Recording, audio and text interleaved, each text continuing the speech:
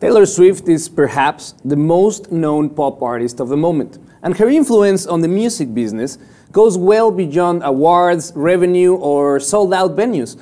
She made Spotify shake to the ground almost when she pulled her catalog off of the streaming service. And now, she took a jab at Apple's new streaming service and actually bullied the iPod maker into changing their policy. Aaron, let me tell you how it all went down.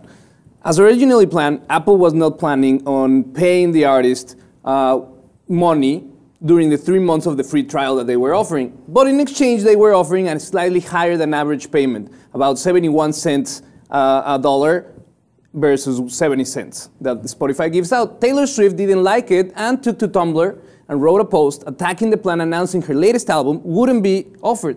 Immediately, Eddie Q, high-ranking Apple executive, went to Twitter and responded with an apology and went to the point of stating that Taylor Swift actually helped them, Apple, have a change of heart, and that now they will be paying the artists their fair share during the trial. And Taylor Swift replied, she gave her blessing, and all is well in the kingdom of pop. So I have a quote of what the article in Tumblr said, what Taylor Swift said about the situation, and she said, "This is about the new artist or band that has just released their first single and will not be paid for its success.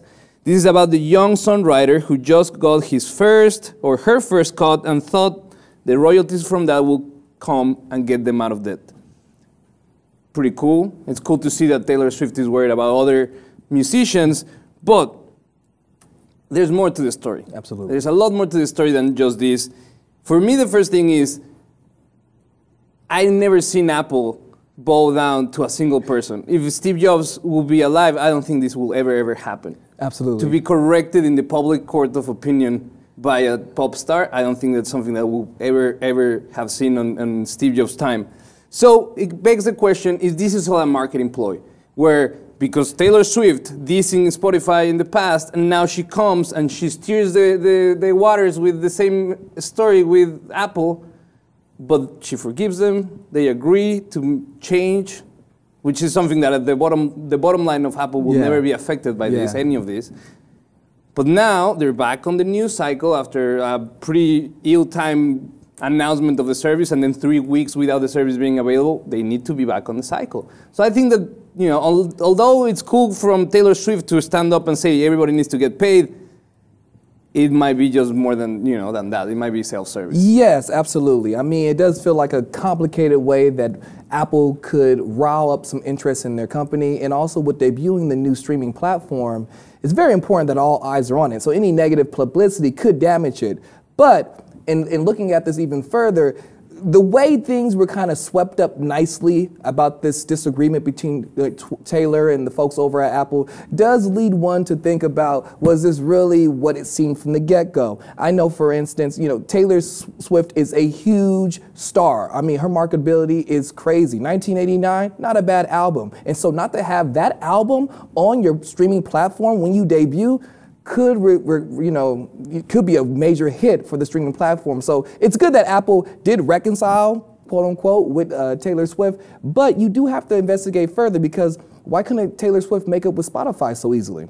Look, this is the thing. A lot of critics, a lot of insiders from the music industry, what they're saying is, the reality is the more we throw heat towards Spotify, the tech companies, and Apple service for streaming, the more we see and say, oh, the bad guys are the streaming companies, we take the heat of the real bad guys that have been the bad guys for decades. There are the record labels that still to this day, they collect in behalf of the artists, the 70% of the revenue of each song from the streaming companies, and they pay peanuts to the musicians.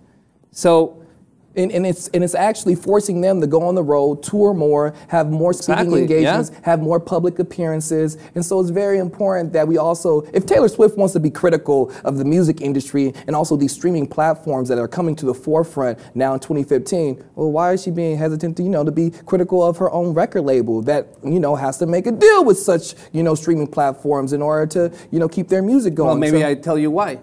Because she has a very unique deal that most of the independent artists don't. She owns equity on her record label. So the money that her record label makes goes directly into her pocket, unlike most of the artists that the label decides how much money they get paid for their art, for their work.